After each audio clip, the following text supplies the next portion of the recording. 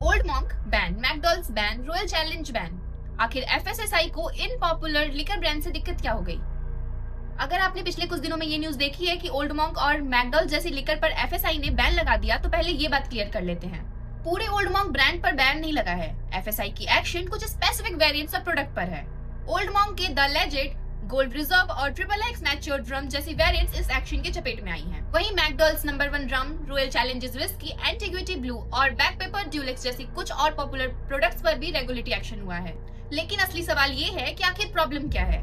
इसके पीछे है एक बहुत ही ज्यादा इंटरेस्टिंग चीज, फ्लेवरिंग। किसी ट्रेडिशनल रम या फिर विस्की का टेस्ट और अरोमा सिर्फ अल्कोहल मिक्स करने से नहीं आता। उसके लिए रॉ मटेरियल, डिस्टिलेशन और एजिंग जैसी प्रोसेस इंपॉर्टेंट होती है। लेकिन एफएसआई की एलिगेशन है कि कुछ मैन्युफैक्चरर ने नेचुरल अल्कोहल या फिर एक्स्ट्रा नेचुरल अल्कोहल यानी ईएनए को बेस बनाया और उसमें आर्टिफिशियल या नेचुरल आइडेंटिफिकल फ्लेवरिंग सब्सटेंस का यूज किया ताकि फाइनल प्रोडक्ट में रम या विस्की जैसा कैरेक्टरिस्टिक टेस्ट और अरोमा क्रिएट किया जा सके।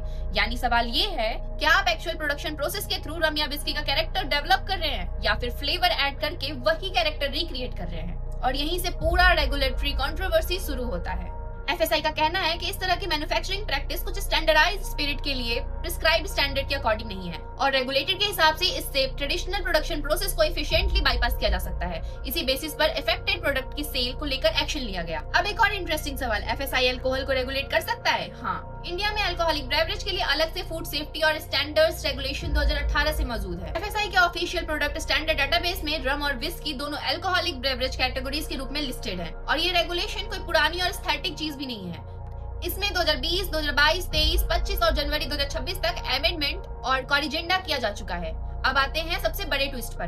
कंपनीज इस एक्शन को मानकर चुप नहीं बैठी है। यूनाइटेड स्पिरिट्स और ओल्ड मॉन्क बनाने वाले मोहन मक्केन जैसी कंपनीज ने एफएसआई की एक्शन को कोर्ट में चैलेंज किया है। यानी इंडस्ट्री का आर्गुमेंट है कि उनके product existing Indian legal standard के अकॉर्डिंग कंप्लेंट है और रेगुलेटर्स की इंटरप्रिटेशन को लेकर डिसएग्रीमेंट है। इसीलिए अभी सिंपली ये कह देना कि ओल्ड मॉन्क नकली है या इस ब्रांड में कोई पॉइजनस चीज मिली है, ये बहुत बड़ा मिसलीड होगा।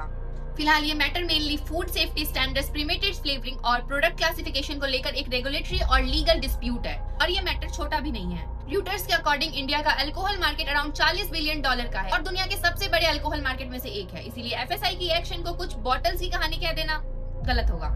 इसीलिए एफएसआई का ये एक्शन सिर्फ कुछ बॉटल्स की कहानी नहीं है, ये पूरे इंडिया लिकर इंडस्ट्री के मैन्युफैक्चरिंग स्टैंडर्ड्स और रेगुलेशन पर एक बहुत बड़ा सवाल खड़ा करता है। तो अगली बार कोई ये बोले कि एफएसआई ने ओल्ड मॉन्क को बंद कर दिया क्योंकि ये हेल्थ के लिए पॉइजनस है, तो तुरंत बिलीव मत कर लेना। असली स्टोरी है कुछ स्पेसिफिक प्रोडक्ट फ्लेवरिंग प्रैक्टिस और रेगुलेटरी स्टैंडर्ड्स के बीच चल रहा एक बड़ा डिस्प्यूट।